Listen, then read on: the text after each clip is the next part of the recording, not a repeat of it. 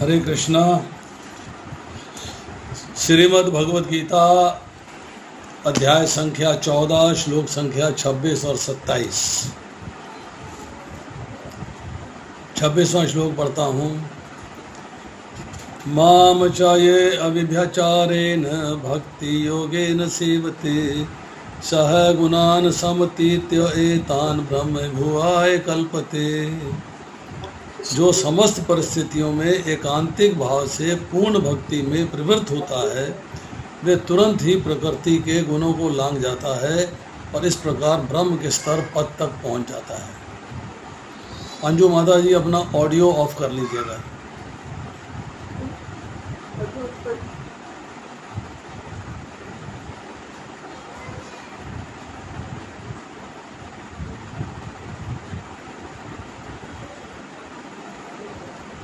जो समस्त परिस्थितियों में एकांतिक भाव से पूर्ण भक्ति में प्रवृत्त होता है वह तुरंत ही प्रकृति के गुणों को लांघ जाता है। जो गुणातीत होने का उपाय क्या है इसके बारे में इस श्लोक में चर्चा हो रही है कि वह प्रकृति के 3 गुणों को कैसे लांघता है। दिव्य स्थिति प्राप्त करने का साधन क्या है, व्हाट इज द प्रोसेस। साधन क्या है कि आप प्रकृति के 3 गुणों को लांघ जाएं। शब्दार्थ में 2-3 पॉइंट इंपॉर्टेंट हैं। एक है अव्यभिचारेण, बिना विचलित हुए। दूसरा है भक्ति योगेन, भक्ति से। सेवते, सेवा करता है। ब्रह्म भुवाय, ब्रह्म के पद के ऊपर तक उठा हुआ। इन शब्दों को समझने का प्रयास करेंगे। समस्त परिस्थितियों में चाहे अनुकूल हो चाहे प्रतिकूल हो, हालात कैसे भी हो, सिचुएशन कैसे भी हो, आपको समस्त परिस्थितियों में विचलित हुए बिना भक्ति करने का प्रयास करना है। भक्ति करनी है। अव्यभिचारेण एक बहुत इंपॉर्टेंट शब्द है जिसका अर्थ समझना बहुत जरूरी है। अव्यभिचारेण मतलब जहाँ व्याभिचार ना हो। अब व्याभिचार क्या है पहले ये समझ लें, फिर अव्यभिचार समझें। व्याभिचार शब्द इस्तेमाल होता है अपने को छोड़ के दूसरे के साथ संबंध बनाना। जैसे हम कहते हैं कि किसी स्त्री ने किसी पर पुरुष के साथ संबंध बनाया तो व्याभिचारिणी कहलाती है। और अगर किसी पुरुष ने अपनी पत्नी को छोड़ के दूसरे के साथ संबंध बनाया तो व्याभिचारी कहलाता है। मतलब व्याभिचारी या व्याभिचारिणी इसका उल्टा होता है अव्याभिचारी या अव्याभिचारिणी। तो अव्याभिचारी का मतलब क्या हो गया कि आपको अपने को छोड़ के दूसरे के साथ संबंध नहीं बनाना। अपने कौन है? भगवान, जिनके हम अंश हैं। तो उनको छोड़ के किसी दूसरे के साथ संबंध नहीं रखना है, अर्थात आपको विचलित नहीं होना है। ये भी कर लूँ, ये भी कर लूँ, इधर भी चला जाऊँ, उधर भी चला जाऊँ, ऐसे भी कर लूँ, वैसे भी कर लूँ, नहीं। एक लक्ष्य, एकांतिक भाव, एक लक्ष्य होना चाहिए। अब भक्ति योगेन अर्थात भक्ति से पूर्ण भक्ति में प्रवृत्त होता है, अर्थात पूर्ण भक्ति में लग जाता है। ऐसा व्यक्ति प्रकृति के 3 गुणों को तुरंत लांघ जाता है। गुणान समतीत्य एतान मतलब प्रकृति के 3 गुणों को लांघ जाता है और इस प्रकार ब्रह्म के स्तर पद तक पहुंच जाता है। ब्रह्म भुवाय कल्पते, ब्रह्म के पद तक ऊपर उठा हुआ। अब हम जो है प्रभुपाद का तात्पर्य पढ़ते हैं, बाद में समराइज करेंगे। यह श्लोक अर्जुन के तृतीय प्रश्न के उत्तर स्वरूप है। प्रश्न है दिव्य स्तुति प्राप्त करने का साधन क्या है। जैसा कि पहले बताया जा चुका है कि भौतिक जगत प्रकृति के गुणों के चमत्कार के अंतर्गत कार्य कर रहा है। मनुष्य को गुणों के कर्मों से विचलित नहीं होना चाहिए। उसे चाहिए कि अपनी चेतना ऐसे कार्यों में न लगाकर उसे कृष्ण के कार्यों में लगाए। इस consciousness should be Krishna conscious, ना कि भौतिक कॉन्शियस। उस मटेरियल कॉन्शियस नहीं होनी चाहिए। उसकी कॉन्शियस जो है स्पिरिचुअल कॉन्शियस होनी चाहिए, कृष्णा कॉन्शियस होनी चाहिए। कृष्ण कार्य भक्ति योग के नाम से विख्यात है। मतलब कृष्ण के लिए किया गया कार्य जो है भक्ति योग हो जाता है, जिनमें सदैव कृष्ण के लिए कार्य करना होता है। इसमें न केवल कृष्ण ही आते हैं, अपितु उनके विभिन्न पूर्णांश भी सम्मिलित हैं, यथा राम तथा नारायण। उनके असंख्य अंश हैं। जो कृष्ण के किसी भी रूप या उनके पूर्णांश की सेवा में प्रवृत्त होता है, उसे दिव्य पद पर स्थित मानना चाहिए। दीप्ति जी ऑडियो ऑफ कर लीजिएगा अपना प्लीज। साक्षी है, कौन है?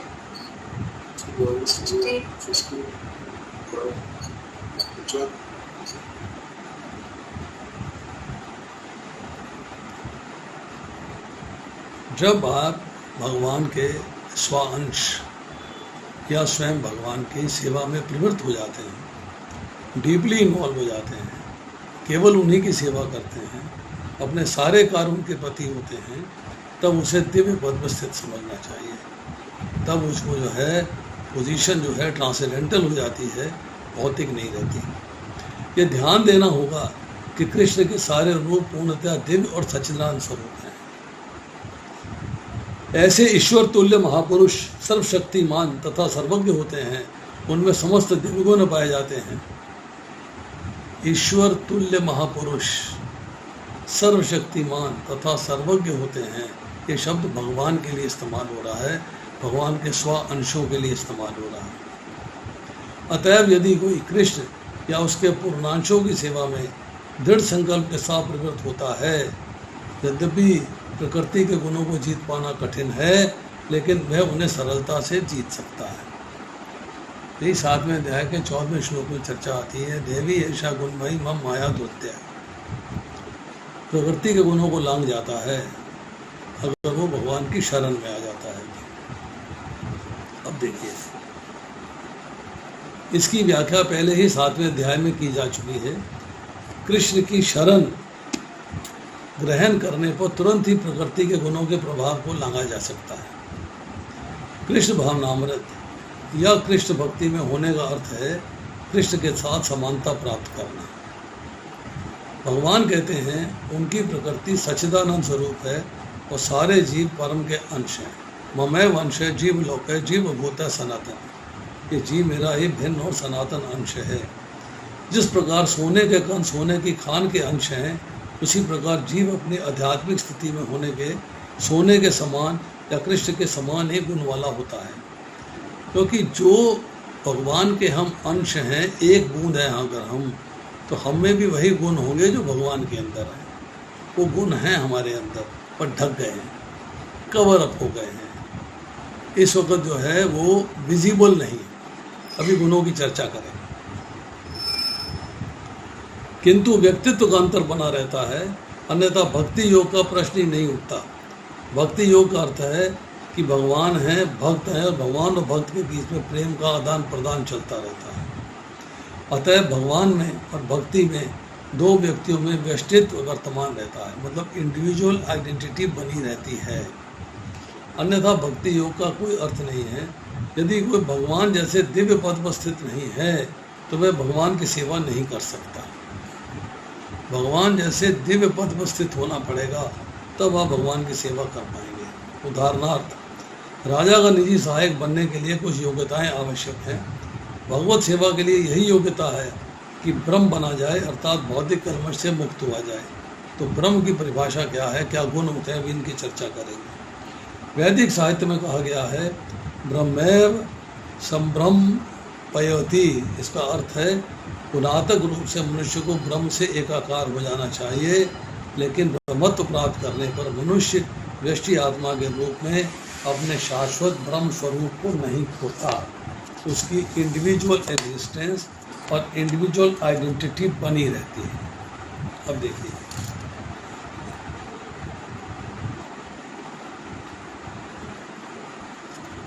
क्वालिफिकेशन टू अटेन ब्रह्म। ब्रह्म भुआय कल्पते मीन्स जो भक्ति योग के द्वारा मेरे श्याम सुंदर स्वरूप जो तुम्हारे सामने मैं खड़ा हूँ, रथ पे विराजमान हूँ, सेवा करता है, वही व्यक्ति ब्रह्म पद को प्राप्त करने में सक्षम होता है। मतलब भगवान के जो स्वरूप स्वांश किसी भी स्वरूप की आप सेवा करते हो, तो सेवा करने के बाद आप ब्रह्म पद को प्राप्त करने में सक्षम हो जाते हो, एलिजिबल हो जाते हो, योग्य हो जाते हो। 14वें अध्याय के 19वें श्लोक में अभी हम पीछे चर्चा करेंगे। जिसने ज्ञान के द्वारा जीव एवं प्रकृति का ज्ञान प्राप्त किया है, किंतु विज्ञान अर्थात सेवा नहीं प्राप्त की है, वह गुणातीत नहीं हो सकता। थ्योरेटिकल नॉलेज से नहीं होगा, प्रैक्टिकल नॉलेज। ज्ञान मिल गया पर विज्ञान के अंदर आना है। अब जो भक्ति योग के द्वारा मेरी शरण में आ जाता है, 7वें अध्याय के 14वें श्लोक की मैंने चर्चा करी। माँ मैं प्रबंधनते माया मेताम तरंती ते, वही तीनों लोकों के गुणों को पार करके अपने स्वाभाविक स्वरूप को प्राप्त कर सकता है। ब्रह्म बुहाए अर्थात उसमें आत्मा के 8 गुण प्रकट हो जाते हैं। यही 8 गुण भगवान के अंदर भी हैं, क्योंकि हम उनके अंश हैं। तो अंश होने के नाते जो अंशी है उसके गुण भी हमारे अंदर हैं, और इतने सूक्ष्म हैं और भौतिक प्रकृति के संसर्ग में आके दबे हुए हैं, ढके हुए हैं, ओपन अप नहीं है, मैनिफेस्टेड नहीं है, एक्सपोज नहीं। परंतु अगर हम भगवान का प्रेम प्राप्त करने की योग्यता प्राप्त कर लेते हो, भगवान की शरण में आ जाते हो और अपना स्वाभाविक स्वरूप प्राप्त कर लेते हो, तो आत्मा के 8 गुण ऑटोमेटिकली प्रकट हो जाते हैं। 8 गुण क्या है? छांदोग्य उपनिषद 8वां खंड 1 श्लोक। नो सिन पाप रहित, नो डेथ मृत्यु रहित, नो ओल्ड एज जरा रहित, नो हंगर भोजन इच्छा रहित, नो थर्स्ट काम पिपासा शून्य प्यास नहीं होगी, नो लेमेंटेशन शोक नहीं होगा, फुल्ली ट्रूथफुल सत्य काम, and all desires automatically satisfied, सत्य संकल्प। भक्ति करने से आपका स्वरूप समाप्त नहीं हो जाता, आपकी इंडिविजुअल आइडेंटिटी, इंडिविजुअल एग्जिस्टेंस बनी रहती है। मीन्स वो ब्रह्म में लीन नहीं होता। लिबरेशन के बाद भी उसकी इंडिविजुअल आइडेंटिटी व्यष्टि आत्मा व्यष्टि रूप में उपस्थित रहती है, उसके बिना कोई दूसरा उपाय नहीं। 8वें अध्याय के 5वें श्लोक में चर्चा आई कि वो मेरे स्वभाव को प्राप्त कर लेता है, मेरे स्वभाव को प्राप्त कर लेता है। समद्भावम यान्ति, मेरे स्वभाव को प्राप्त कर लेता है। 14वें अध्याय के बाद 2 श्लोक में चर्चा आई कि वह मेरे जैसी दिव्य प्रकृति को प्राप्त कर सकता है। मम साध्यर्मम आगता। और 14वें अध्याय के 19वें श्लोक में चर्चा आई कि वह मेरे दिव्य स्वभाव को प्राप्त होता है। मद्भावम स अधिगच्छति, आप जो है भगवान के दिव्य स्वभाव को प्राप्त हो जाते हैं। मुंडक उपनिषद में चर्चा आती है, 3रा मुंडक 1 अध्याय 3रा श्लोक। निरंजन परमम साम्यमुपैति, परम निर्मल हुआ ज्ञानी भक्त सर्वोत्तम समता को प्राप्त कर लेता है। परम निर्मल हुआ, निर्मल मीन्स अर्जुन की तरह, मल नहीं है, कंटामिनेशन नहीं है, गंदगी नहीं है, परम निर्मल हुआ। अब चाहे यहाँ भगवान से समता की बात कही है, किंतु ब्रह्मभूत का यहाँ अर्थ यह है कि जीव अपने 8 गुणों वाली शाश्वत स्थिति को प्राप्त कर लेता है, जो हमने 8 गुणों की अभी चर्चा की। ब्रह्मैव सन्य ब्रह्म पियति, बृहत आरण्यक उपनिषद 4वां खंड 4वां अध्याय 6वां श्लोक। ब्रह्म होने के नाते अब ब्रह्म को अटेन कर लेते हो, अर्थात जो अकाम, निष्काम और आप्तकाम और आत्मकाम होता है, उसके प्राणों का उत्क्रमण नहीं होता, वह ब्रह्म ही रहकर ब्रह्म को प्राप्त कर सकता है। मतलब you have attend those 8 qualities, तो आप ब्रह्म का हो गए, और अब ब्रह्म को प्राप्त कर रहे हैं मतलब भगवान को प्राप्त कर रहे हैं। ब्रह्म होना पड़ेगा तभी भगवान की प्राप्ति हो पाएगी। अब भगवान की तरह स्वभाव प्राप्त करके भगवान को प्राप्त होता है। स्वभाव भगवान की तरह बनेगा तभी आप भगवान को प्राप्त हो पाएंगे। मीन्स आपको यहाँ पर ये देखना है कि आपकी रिजेम्बलेंस कैसे होगी, जैसे कि भगवान की तरह रिजेंबल करेंगे आप। मीन्स आप भगवान के धाम चले जाएंगे तो भगवान वहाँ आपको जो भी स्वरूप देंगे उस स्वरूप में भगवान की सेवा करेंगे। और भगवान अगर आपको सारूप्य मुक्ति देते हैं, अपने जैसा स्वरूप देते हैं, अपने जैसा ऐश्वर्य देते हैं, साष्टी मुक्ति देते हैं, तो वैसा ही आनंद की आपको प्राप्ति होगी। मीन्स 8 गुण प्राप्त करके भगवान की तरफ बन जाना और भगवान को प्राप्त होना है। मतलब आपका स्वभाव बन गया भगवान की तरह और अब भगवान को प्राप्त हो गए। अब इस तरह के भक्ति योगी कौन है? व्हाट टाइप ऑफ भक्ति योगा इज दिस? भक्ति योग का क्या प्रकार है? नंबर 1, विचलित नहीं होना, it should be without deviation. कर्म एवं ज्ञान से रहित, ये स्टेटमेंट जो है रिजेक्ट करती है। कर्म और ज्ञान दोनों हैं, परंतु भक्ति योग में दोनों चीज़ें फिर सबड्यू हो जाती हैं, सप्रेस हो जाती हैं, नीचे चली जाती हैं।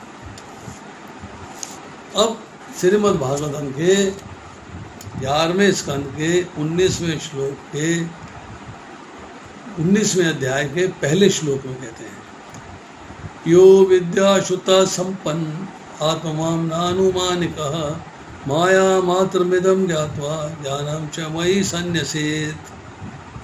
श्री भगवान ने कहा, जिस स्वरूप सिद्ध व्यक्ति ने प्रकाश पाने तक शास्त्रीय ज्ञान का अनुशीलन किया है और जो भौतिक ब्रह्मांड को मात्र मोह समझकर निर्विशेष चिंतन से मुक्त होता है, उसे चाहिए कि वह उस ज्ञान को तथा उसे प्राप्त करने साधनों को मुझे समर्पित कर दे, अर्थात मेरे प्रति समर्पित हो जाए। शर्त क्या है कि आपने अपना स्वरूप जेरे स्वरूप कृष्णेर नित्यदास समझ लिया और आप जो है ज्ञान प्राप्त करने के लिए शास्त्रीय ज्ञान का अनुशीलन कर रहे हैं, फॉलो कर रहे हैं, उस पर चल रहे हैं और निर्विशेष चिंतन से मुक्त होने जाए। फिर श्रीमद् भागवतम के 11वें स्कंद के 14वें श्लोक के 14वें अध्याय के 21वें श्लोक में कहा गया है, भक्ताय अहम एकाय गृहाय। एकाय मीन्स केवल भक्ति के द्वारा ही मुझे जाना जा सकता है। भगवद गीता में कहते हैं, भक्त्या माम अभिजानाति, भक्त ही मुझे जान सकता है। कर्मयोग हो, निष्काम कर्मयोग हो, ज्ञान योग हो, ध्यान योग हो, इन सब का त्याग कर देना है। और ज्ञानी केवल भक्ति योग के द्वारा ही गुणातीत हो सकता है। भक्ति योग को फॉलो करना है, उसी के द्वारा आप गुणातीत हो सकते हो। और अनन्य भक्त गुणातीत होता है, वो भक्ति योग में लगा रहता है। फिर श्रीमद् भागवतम के 11वें स्कंद के 25वें अध्याय के 26वें श्लोक में कहा गया है, शांतवे कारको संगी राजांधो राजसय स्मृता तामसय स्मृति विभ्रष्टो निर्गुणो मद आशया। उस कमरे की लाइट चल रही। आसक्ति रहित करता सात्विक होता है, निजी इच्छा से अंधा हुआ करता राजसिक होता है, और अच्छे बुरे का भेद पूरी तरह भुला देने वाला करता तामसिक होता है। किंतु जिस कर्ता ने मेरी शरण ले रखी है, वे प्रकृति के गुणों से परे माना जाता है। तो प्रकृति से गुणों के परे माना जाने का अर्थ क्या हुआ? भगवान की शरण ले लेना, भगवान के प्रति समर्पित हो जाना, बस। तो यही है अव्याभिचारेण भक्ति योगेन, अर्थात कोई सहारा नहीं, सांसारिक सहारा कोई नहीं, फिर कर्म योग का सहारा नहीं, ज्ञान योग का सहारा नहीं, केवल भक्ति योग का सहारा और किसी का सहारा नहीं। ये आपको ध्यान होना चाहिए। अब आती है इसके बाद श्लोक संख्या 27। लंबा परपट है, कोई बात नहीं, कोशिश करेंगे कि आज समाप्त हो जाए।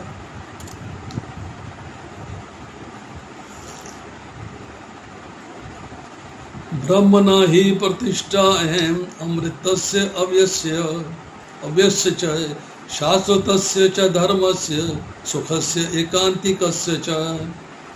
और मैं ही उस निराकार ब्रह्म का आश्रय हूँ जो अमर्त्य अविनाशी तथा शाश्वत है और चरम सुख का स्वाभाविक पद है। कहते निराकार ब्रह्म ज्योति का निश्चय ही मैं आश्रय हूँ।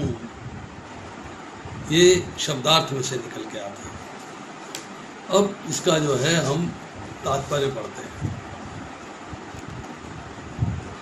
ब्रह्म का स्वरूप है अमरता, अविनाशिता, शाश्वतता तथा सुख। ब्रह्म इज भगवान। भगवान का स्वरूप क्या है? अमर, विनाश नहीं होता, शाश्वत है और सुख है। मतलब ब्रह्म तो दिव्य साक्षात्कार का शुभारंभ है। परमात्मा इस दिव्य साक्षात्कार की मध्य तथा द्वितीय अवस्था।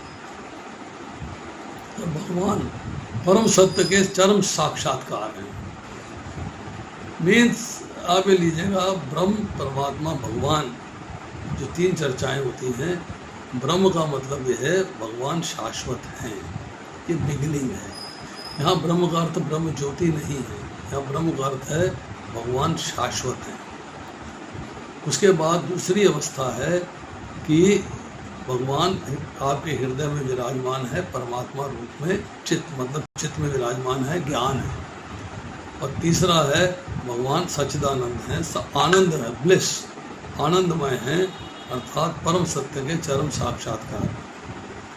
अतः परमात्मा तथा निराकार ब्रह्म दोनों ही परम पुरुष के भीतर रहते हैं, दोनों भगवान के अंदर हैं। 7वें अध्याय में बताया जा चुका है कि प्रकृति परमेश्वर की अपरा शक्ति की अभिव्यक्ति है और भगवान इस अपरा शक्ति में परा प्रकृति को गर्भस्थ करते हैं। मेष प्रकृति जो है भगवान की इंफीरियर एनर्जी है और सुपीरियर एनर्जी है जीव। अब जो है गर्भस्थ करना है, अर्थात प्रकृति के साथ जीवों का संबंध करा देना है। तो भगवान जब दृष्टिपात करते हैं आँखों से, जीवों का संबंध जो है वो प्रकृति के साथ करा देते हैं। अब ब्रह्मा जी का रोल आरंभ होता है। ब्रह्मा जी उन जीवों को शरीर प्रदान करते हैं उनके कर्म फलों के अनुरूप। अब और भौतिक प्रकृति के लिए आध्यात्मिक स्पर्श है।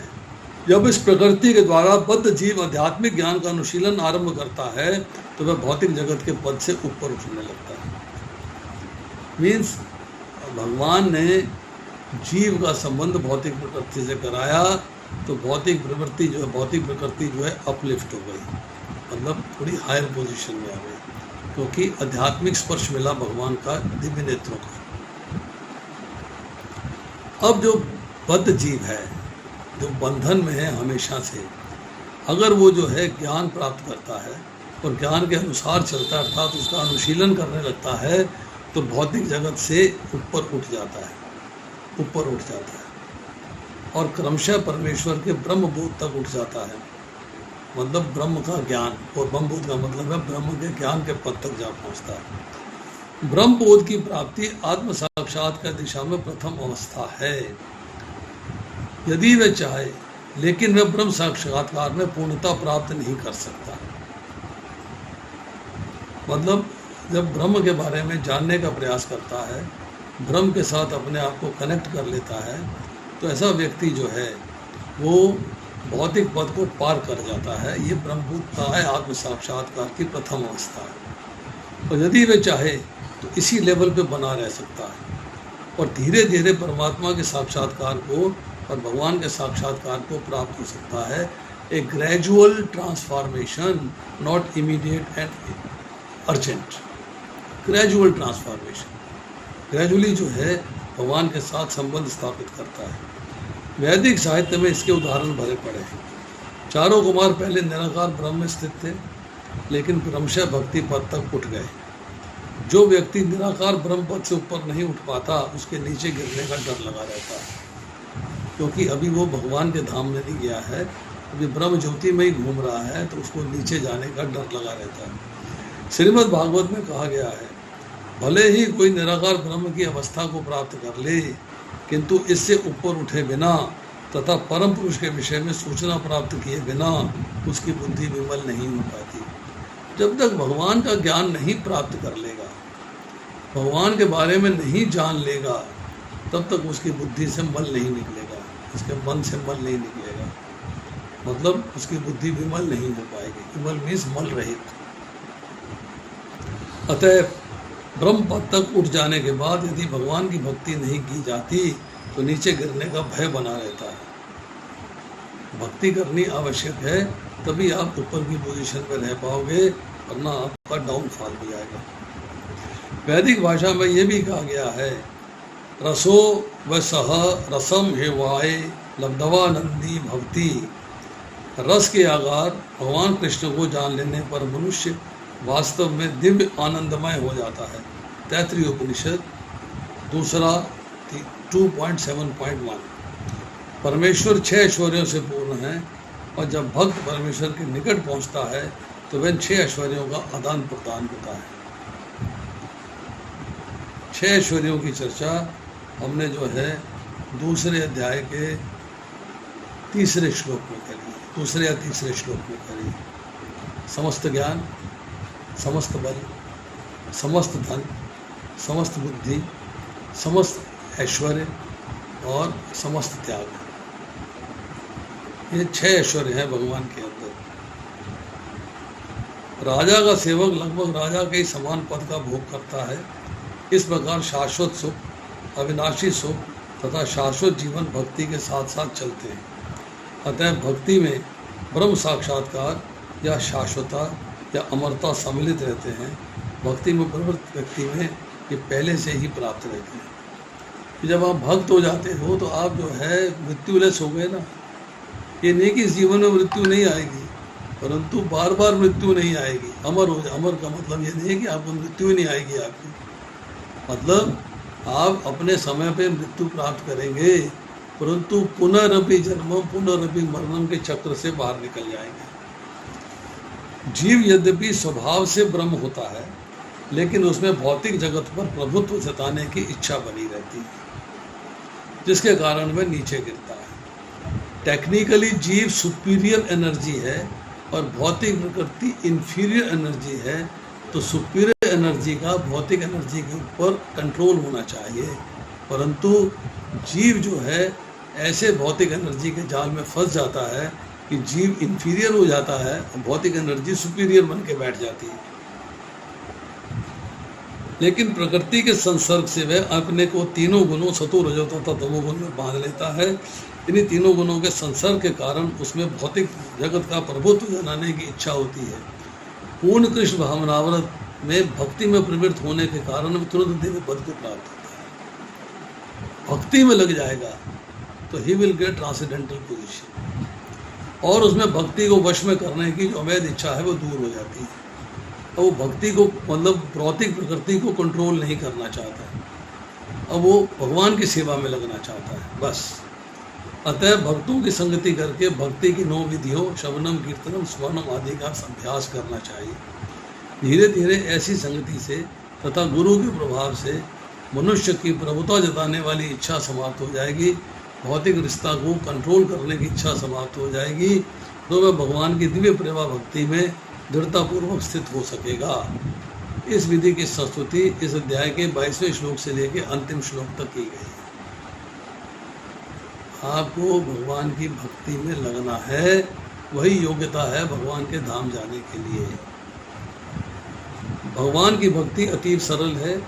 मनुष्य को चाहिए कि भगवान की सेवा में लगे, श्री विग्रह को अर्पित भोजन का उच्छिष्ट खाए, भगवान के चरण कमलों पर चढ़ाए पुष्पों की सुगंध सूखे, भगवान के लीला स्थलों के दर्शन करे, भगवान के विभिन्न कार्यकलापों और भक्तों के साथ प्रेम विनिमय के बारे में पढ़े, सदा हरे कृष्ण महामंत्र का कीर्तन करे और भगवान तथा उन्हें भक्तों के आविर्भाव तथा तिरोधानों वाले मनाने वाले दिनों में उपवास करे। मतलब जो इम्पोर्टेंट चीज़ें हैं यहाँ प्रभुपाद ने बता दी, एक एक करके दोबारा से पढ़ते हैं।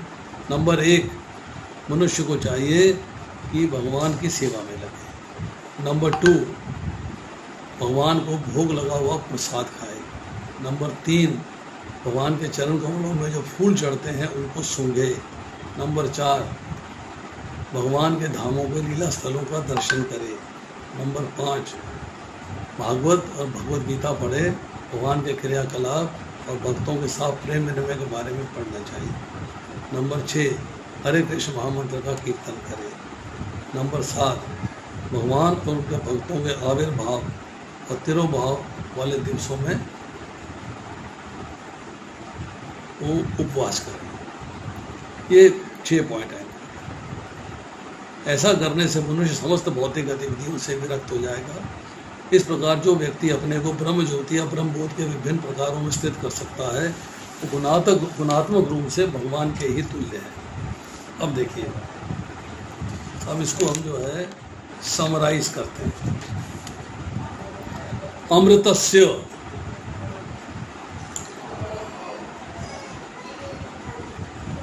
अमृत की प्रतिष्ठा भी मैं हूं। क्या यहाँ स्वर्ग के सुख के बारे में चर्चा है? नो।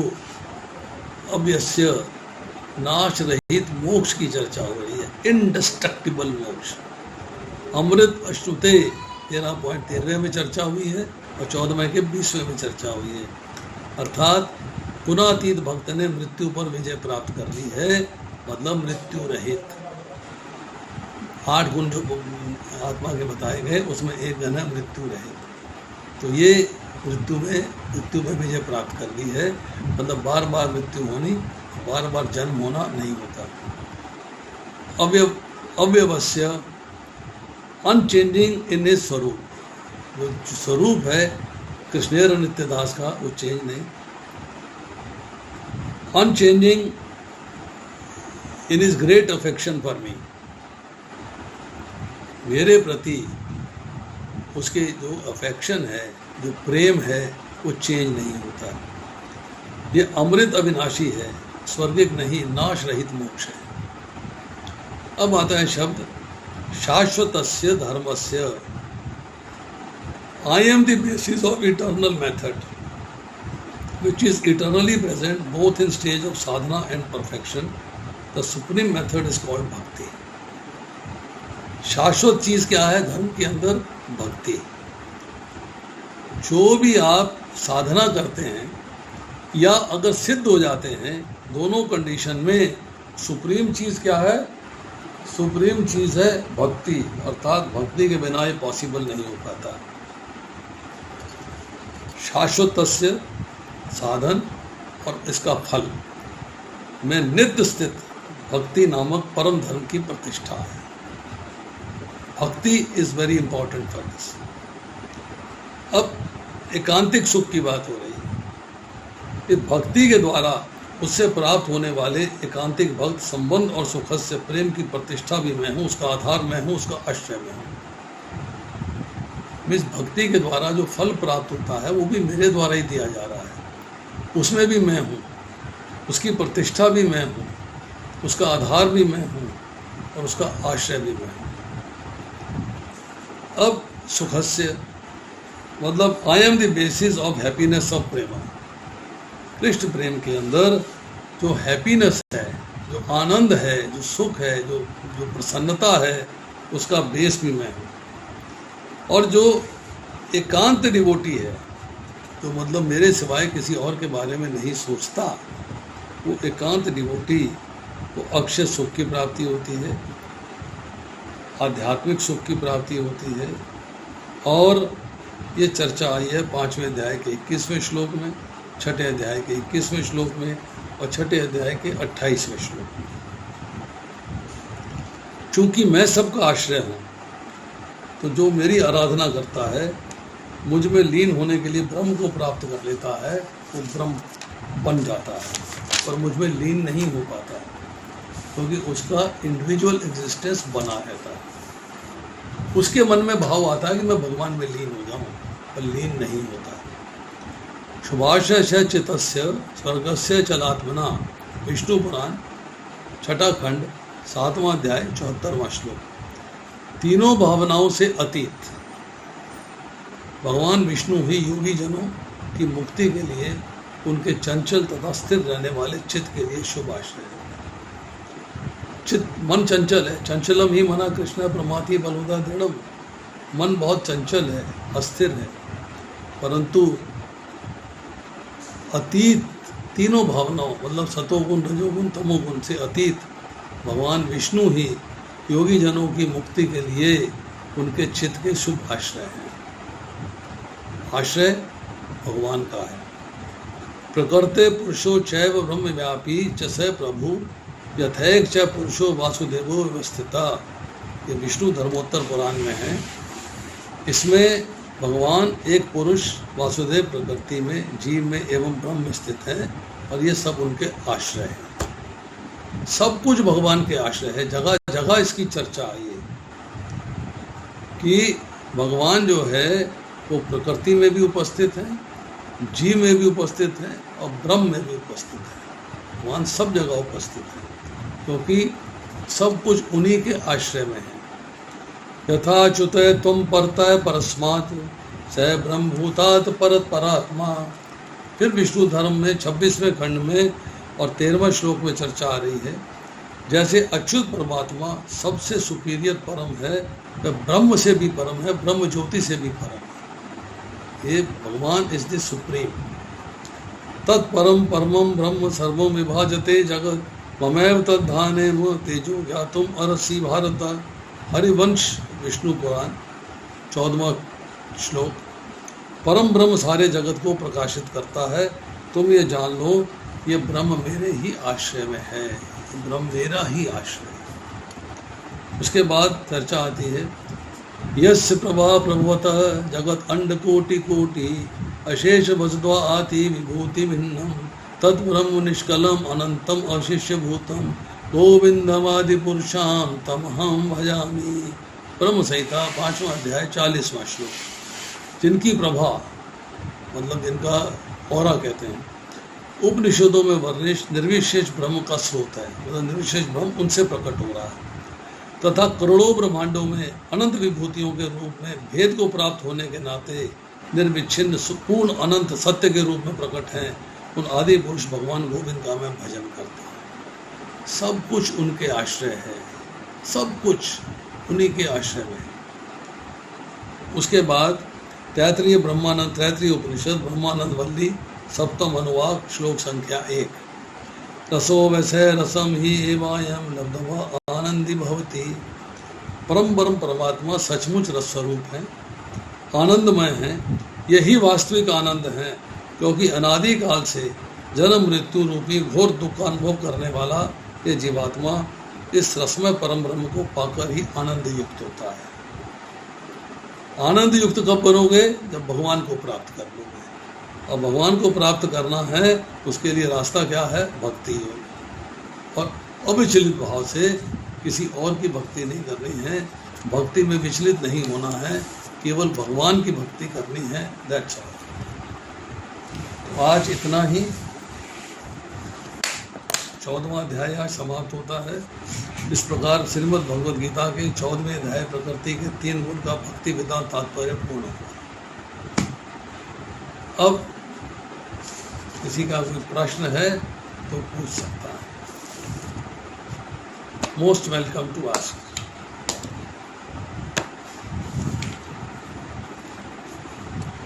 इसका मैं प्रॉमिस नहीं करता हूँ मैं कब पेश करूँगा, कब भेजूँगा, पर इसका जो है मेरे को बहुत सारे वीडियोस अपलोड करने वाले हैं, बहुत सारे वीडियोस अपलोड करने वाले हैं। जब सब अपलोड हो जाएंगे, जब तक आपने सब्सक्राइब नहीं किया है, घंटी नहीं बजाई है, लिंक नहीं आपको पहुँचेगा, आपको हर बार नया वीडियो मिलते ही आपके पास मैसेज नहीं आएगा। आपको मैसेज लेना है तो उसको चैनल को सब्सक्राइब करना पड़ेगा। उसमें वो घंटी बजती है, मुझे नहीं मालूम क्या होता है, बेल रिंग होती है, बेल बजानी पड़ेगी, जिससे कि आपका जो है कनेक्शन बन जाए और आपको हमेशा जैसी वीडियो पोस्ट होगा आपके पास मैसेज आ जाएगा। You will get that message. Yes प्रभु।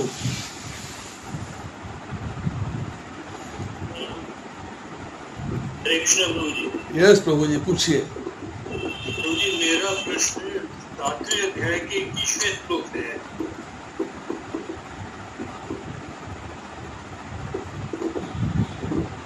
पहले आज की तो चर्चा कर लो। क्या प्रश्न है 7वें अध्याय के 30वें श्लोक में? वही उसमें एक लाइन है कि भगवान सबों को पूर्ण स्वतंत्रता प्रदान करते हैं, चाहे कोई कुछ करे कि उनका अंतिम उपदेश हमें भगवद गीता में प्राप्त होता है। तो प्रभु जी ये पूर्ण स्वतंत्रता प्रदान करते हैं, और हमने बहुत जगह सुना है कि आंशिक जीव के पास आंशिक स्वतंत्रता है, तो उसको कैसे समझें? कौन से पैराग्राफ की कौन सी लाइन है? 21वें श्लोक का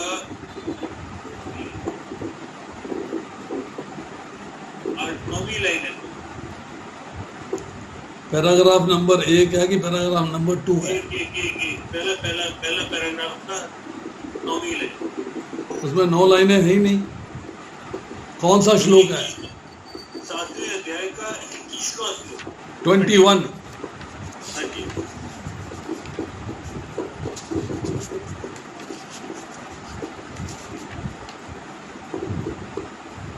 हाँ जी, यहाँ भगवान कह रहे हैं कि वे सबको पूर्ण स्वतंत्रता प्रदान करते हैं।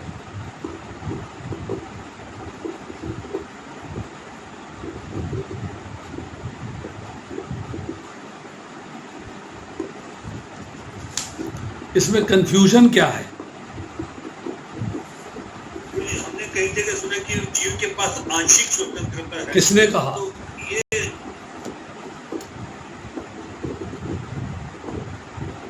किसने कहा कि उसके पास आंशिक स्वतंत्रता है?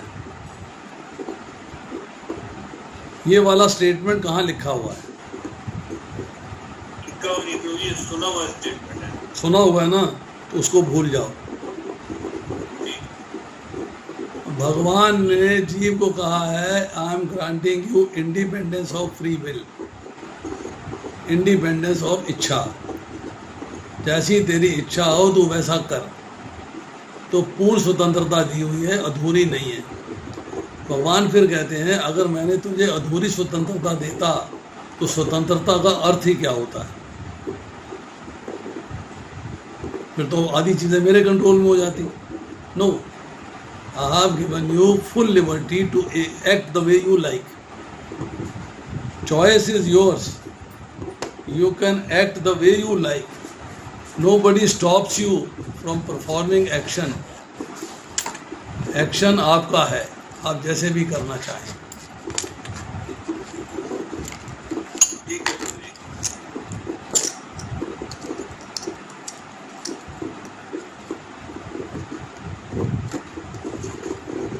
अपना ऑडियो ऑफ कर लो। उठा दे दिया।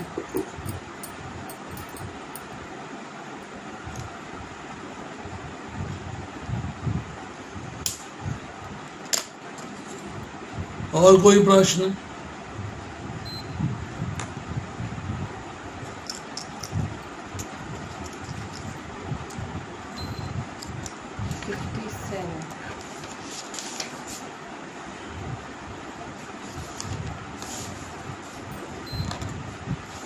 पीछे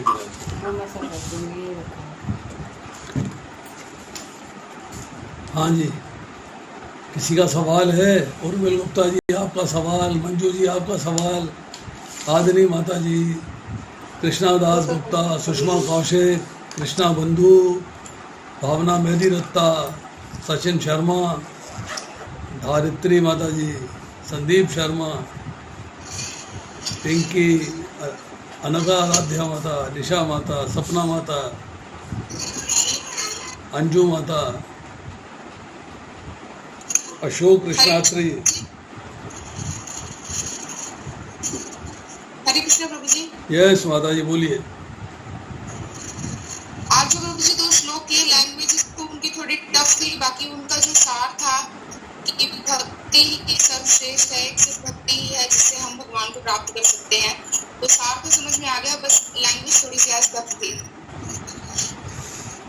देखिए ऐसा है कि हमने जो भी लैंग्वेज टफ थी उसको समझाया, परपट की एक एक लाइन समझाई, उसके बाद आपको उसको समराइज भी किया है, आपको उपनिषद से भी बहुत सारा ज्ञान दिया है। समझने की बात है कि इन लेक्चर्स को आपको बार बार सुनना पड़ेगा, एक बार सुनने से बात नहीं बनेगी। जी बिल्कुल, इसलिए मुझे दोबारा सुनना पड़ेगा? बार बार सुनना पड़ेगा, एक बार नहीं कई बार सुनना पड़ेगा, तब बात जाके समझ में आएगी, ऐसे समझ में नहीं आएगी।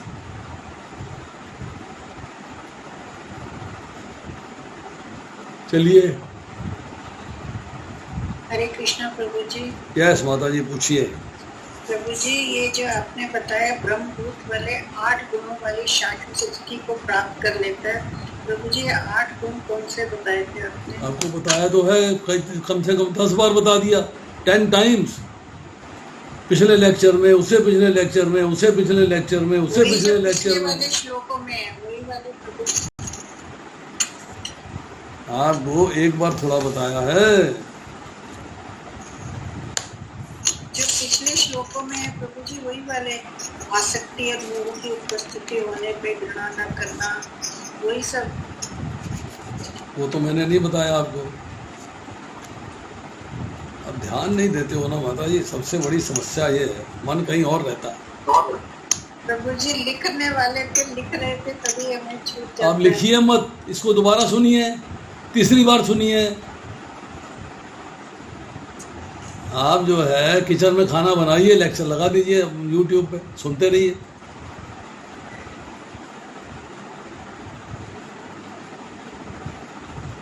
इसमें जो 8 गुण है, फिर मैं आपको बताऊंगा, फिर बोलेगे मैं लिख नहीं पाई। नहीं, अभी लिखने का टाइम नहीं है, ये बात आप लेके चलिएगा कि अभी लिखने का टाइम नहीं है। धर्माधर्म से शून्य, पाप रहित, मृत्यु रहित, जरा रहित, भोजनिच्छा रहित, पिपासा शून्य, शोक रहित, सत्य काम, सत्य संकल्प, 8 गुण है। फिर दोबारा दोहराता हूँ, धर्माधर्म से शून्य अर्थात पाप रहित, मृत्यु रहित, जरा रहित, भोजनिच्छा रहित, पिपासा शून्य, शोक रहित, सत्य काम, सत्य संकल्प।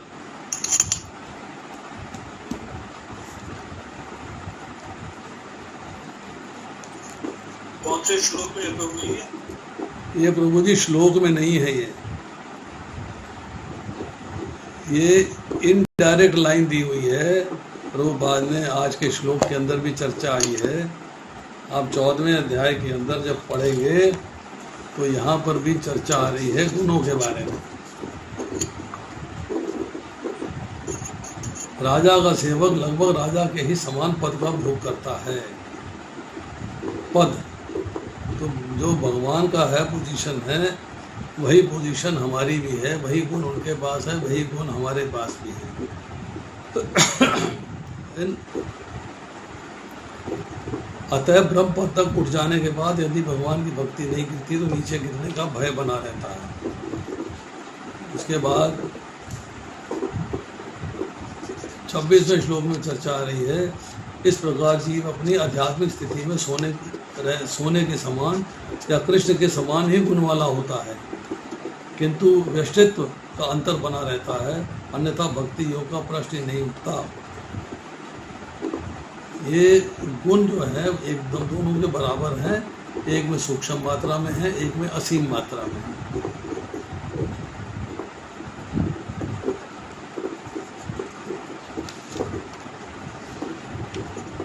इसका इनडायरेक्ट रेफरेंस है। अब डायरेक्ट रेफरेंस जब ढूंढा तो छांदोग्य उपनिषद में जा पहुंचे, वहाँ पता लगा कि भगवान के गुण बराबर हैं। कौन से गुण हैं जिनमें भगवान और जीव एक समान है, और जब वो गुण प्राप्त कर लेगा जो ढके हुए हैं, जब वो एक्सपोज हो जाएंगे, मैनिफेस्ट हो जाएंगे, तब वो भगवत धाम जाने में सक्षम हो पाएंगे।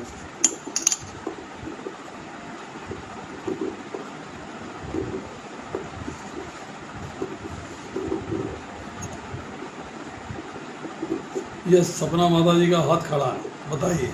हरे कृष्ण प्रभु जी।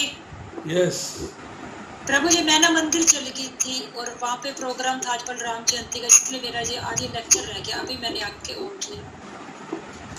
कोई बात नहीं माता जी, जितना सुन लिया उतना अच्छा। प्रभु जी ये कुछ भी नहीं सुना, यही वाली एक लाइन सुनी है जो आप बोल रहे हो। कोई बात नहीं, आपकी किस्मत।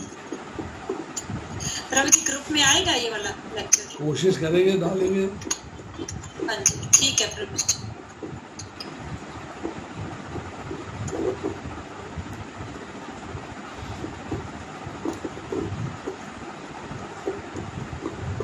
और कोई?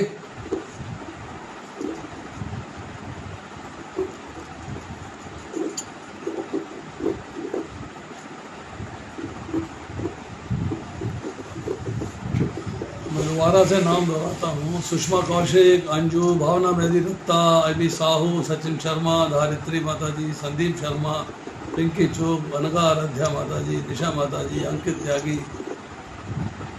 किसी का कोई प्रश्न है?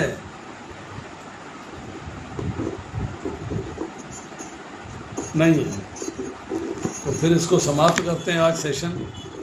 अगली बार जो है 15वां अध्याय शुरू करेंगे।